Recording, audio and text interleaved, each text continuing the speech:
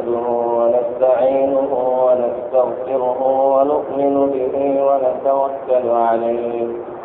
ونعوذ بالله من شرور أنفسنا ومن سيئات أعمالنا من يهده الله فلا مضل له ومن يضلل فلا هادي له وأشهد أن لا إله إلا الله وحده لا شريك له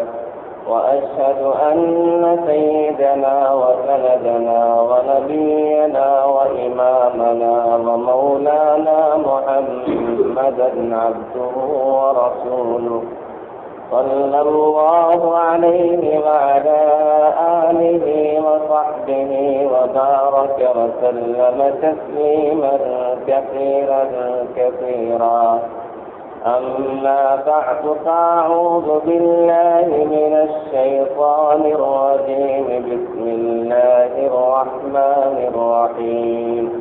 ولا تباشروهن وأنتم عاكفون في المساجد صدق الله العظيم.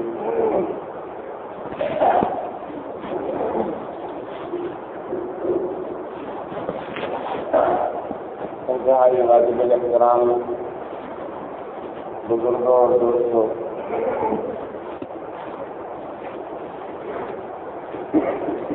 اس کائنات کو پیدا کرنے والے حقیق رب نے بندوں کے دل میں اپنی محبت ڈالی ہے. اس محبت کے نتیجے میں انسان اپنے خالق و مالک اپنے رب کا قرب حاصل کرنا چاہتے ہیں اور اپنے رب کا قرب حاصل کرنے کے لیے اللہ سے اپنے تعلق کو مضبوط کرنے کے لیے اور ترقی کے درجات طے کرنے کے لیے لوگ مختلف طریقے اختیار کرتے ہیں،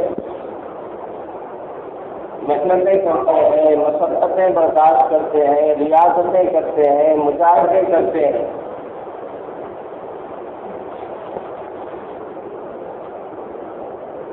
لوگ بہت ساری چیزیں کھانا چھوڑ دیتے ہیں.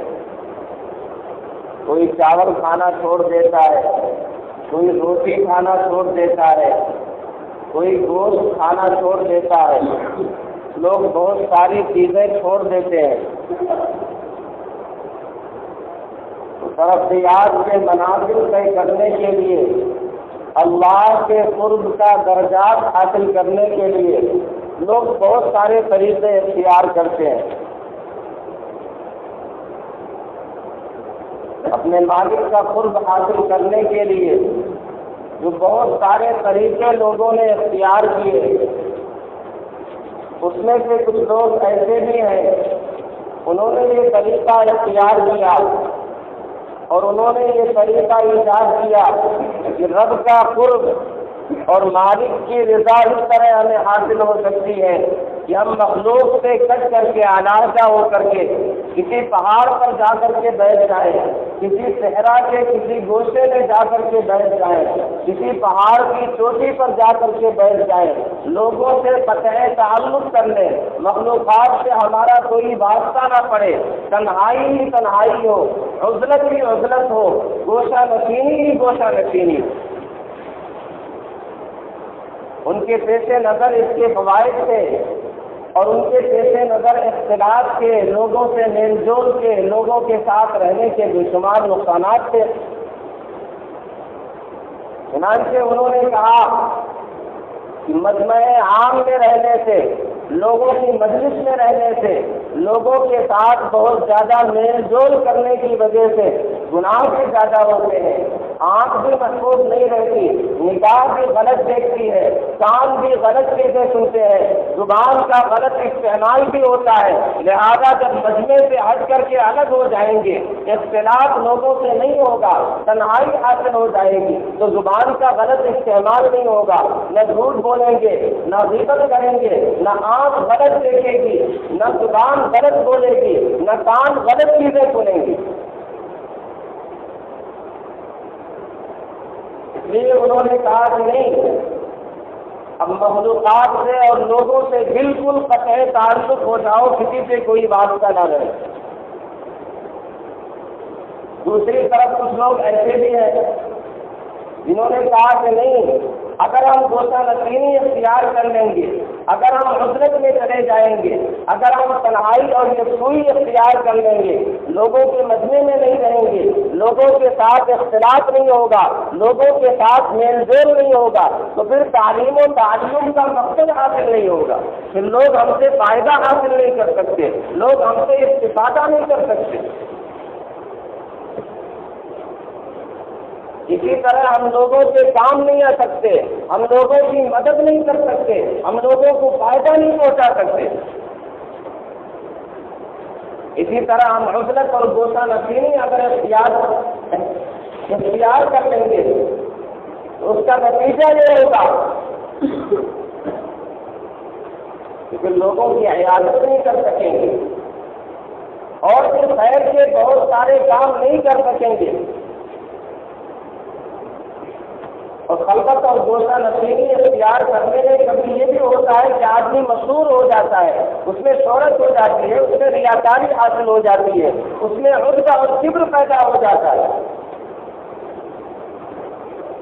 اور خلوت اور گوشہ نشینی کا نقصان یہ بھی ہوتا ہے کہ آدمی کے سامنے کوئی رہتا نہیں، پھر اسے اپنا ہی اپنا عمل بڑا نظر آتا ہے، پھر اسے صرف ایک ہی عابد نظر آتا ہے، ایک ہی زاہد نظر آتا ہے، صرف میں ہی میں ہوتی ہے۔ اس کے برخلاف اگر مجمع عام میں رہے، اگر لوگوں کی مجلس میں رہے، لوگوں کے ساتھ اختلاط رہے، لوگوں کی عبادتیں اور لوگوں کے خیر کے کام، لوگوں کے صدقے، لوگوں کی سخاوت اور دیگر عبادتیں دیکھ کر کے اپنے اندر عجب پیدا نہیں ہوگا، پھر یہ خیال ہوگا کہ مجھ سے بڑا عابد تو وہ ہے، مجھ سے بڑا عالم تو فلاں شخص ہے، مجھ سے زیادہ نمازیں اور نوافل پڑھنے والا تو فلاں شخص ہے۔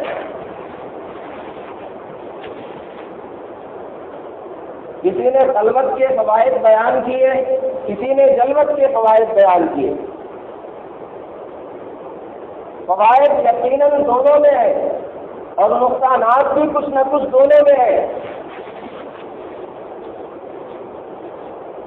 جس نے اس میں غلو کیا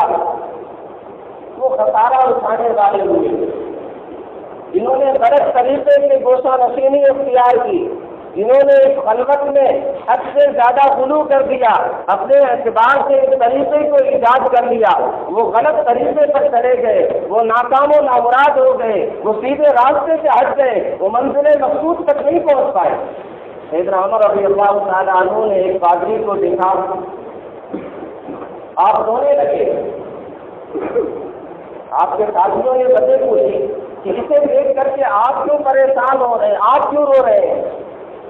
انہوں نے جواب دیا کہ مجھے اس شخص کو دیکھ کر قرآن کی آیت یاد آ گئی، دنیا میں کتنے لوگ ایسے ہوں گے جو مجاہدے کر کے، جو مشقتیں کر کے، جو محنتیں کر کے اپنی حالت خراب کر لیں گے، لیکن نتیجہ کیا ہوگا؟ آخرت میں اس کا کوئی فائدہ حاصل نہیں ہوگا، وہاں بھی مشقتیں اور پریشانیاں ہی دیں گے۔ اس کی حالت یہ تھی کہ مجاہدے کر کر کے اس کے چہروں پر جھریاں پڑ گئی۔ حضرت عمر رضی اللہ تعالیٰ عنہ دیکھ کر کے رونے لگے۔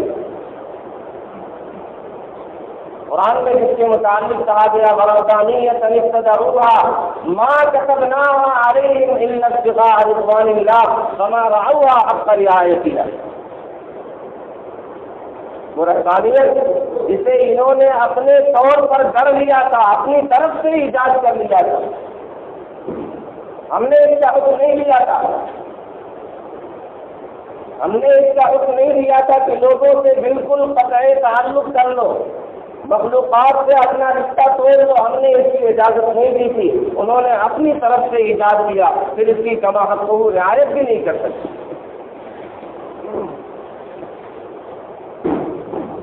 اور تمام اسرافیین نے، یوگیوں نے یہ طریقہ اختیار کیا کہ لوگوں سے بالکل قطع تعلق کر لیا، کسی دوسرے میں جا کر کے بیٹھ گئے، کسی پہاڑ کی چوٹی پر جا کر کے بیٹھ گئے، وہاں مجاہدے کرنے لگے، اپنے اعتبار سے محنتیں کرنے لگے، ریاستیں کرنے لگے، اور جو کچھ انہیں حاصل ہوتا رہا اسی پر خوش ہوتے رہے۔ فرحوا بما عندهم من العلم، اپنے علم پر اتراتے رہے۔ افلاطون کے بارے میں آتا ہے کہ وہ لوگوں سے میل جول نہیں رکھتا تھا، کسی پہاڑ میں کسی گفا میں جا کر کے گوشہ نشینی اس نے اختیار کر لی۔ بادشاہ وقت اس کے پاس پہنچا، اس نے کہا ہمارے پاس چلیں، آپ کے لیے سارے انتظامات ہو گئے، آپ یہاں تنہا پریشان ہوتے ہیں، مشقتیں برداشت کرتے ہیں، ہمارے یہاں سارے انتظامات ہوں گے، آپ کو کوئی پریشانی نہیں ہے۔ اس نے کہا ایسا بادشاہ سلامت، آپ بھی ہمارے یہاں دعوت ہے۔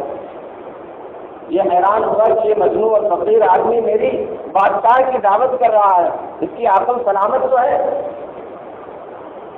خیر اس نے منظور کر لیا، کہا بادشاہ سلامت، ماں آپ کے لشکر کے صرف آپ کی دعوت نہیں ہے، آپ کے سارے لشکر کی بھی دعوت ہے۔ اب تو اسے قریب قریب یقین ہی ہو گیا کہ یہ پاگل ہی ہے کچھ بھی نہیں، اور بادشاہ کی ماں لشکر کی دعوت کر رہا ہے۔ خیر وقت متعین ہو گیا، دن متعین ہو گیا، بادشاہ سلامت ماں لشکر کے اور اپنے وزراء کے اور رعایا کے ساتھ آئے۔ اس نے زبردست استقبال کیا، حسم اور قدم کے ساتھ، انتہائی شان و شوکت کے ساتھ،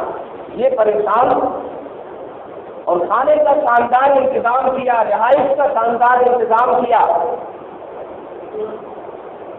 جب صبح کو اٹھے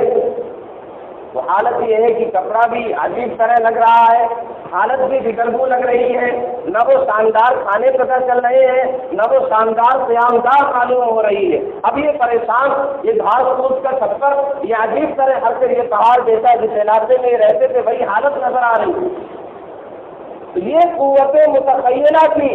جو اس نے سارے لوگوں پر ایسا تصرف کر دیا کہ انہیں خیال ہونے لگا، انہیں احساس ہونے لگا کہ ہم شاندار کھانا کھا رہے ہیں، جو ایسا کھانا ہم نے آج تک نہیں کھایا، ہم شاندار قیام گاہ پر قیام کر رہے ہیں، ایسی شاندار قیام گاہ ہم نے دیکھی ہی نہیں۔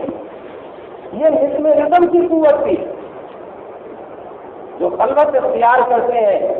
جو خلوت میں رہ کر لوگوں سے کٹ کر مجاہدے کرتے ہیں، ان کی یہ حالت ہو جاتی ہے، قوت متخیلہ ان کی کامل ہو جاتی ہے۔ چنانچہ حکیم الامت مولانا اشرف علی تھانوی رحمۃ اللہ علیہ نے لکھا ہے کہ روڑکی میں ایک انگریز تھا، لوگوں کے مجمع میں اس نے لوگوں سے کہا کہ دیکھو میں اپنا ہاتھ حرکت کروں گا، تم میں سے کوئی اپنے ہاتھ کو نہ ہلائے، کوئی حرکت نہ کرے۔ لیکن جب اس نے اپنے ہاتھ کو حرکت دینا شروع کیا تو بے ساختہ سارے مجمع کے لوگ ہلنے لگے، سب کے ہاتھوں میں حرکت شروع ہو گئی۔ یہ کیا چیز تھی؟ اس نے ایسا خیال کر لیا، قوت متخیلہ غالب ہو گئی۔ یہ مثل رزم کی قوت تھی کہ لوگ نہ چاہتے ہوئے بھی حرکت کر رہے تھے، سب ہل رہے تھے، سب کے ہاتھ حرکت کر رہے تھے۔ ایسے لوگ آج بھی آپ کو نظر آ جائیں گے جو کچھ ایسی حرکتیں کر دیتے ہیں، ان کے مجاہدے کی وجہ سے، خلوت میں رہنے کی وجہ سے، ان کی ریاستوں کی وجہ سے ان کی قوت متخیلہ کامل ہو جاتی ہے۔ وہ ایسی حرکتیں کر دیں گے کہ آپ ہلنے لگیں گے، وہ ایسی چیزیں دکھلا دیں گے آپ کو لگے گا وہ کہیں گے جنت کی مٹھائی آپ کو کھلا رہے ہیں۔ یہ قوت متخیلہ اس پر تصرف کرتے ہیں، یہ نظم رزم کی قوت ہوتی ہے۔ لوگ سمجھتے ہیں یہ تو بڑا کامل ہے، یہ تو بہت بڑا عامل ہے، یہ تو بہت کمال کا آدمی ہے، لوگ اس کے پیچھے پیچھے دوڑنے لگتے ہیں۔ یہ کوئی کمال کی چیز نہیں ہے، کمال کی چیز شریعت کا اتباع ہے، کمال کی چیز سنت پر عمل ہے۔ تو تمام ذاتین اور جو بھی اس طرح گوتے کھاتے رہے، جو شریعت کا مزاج اور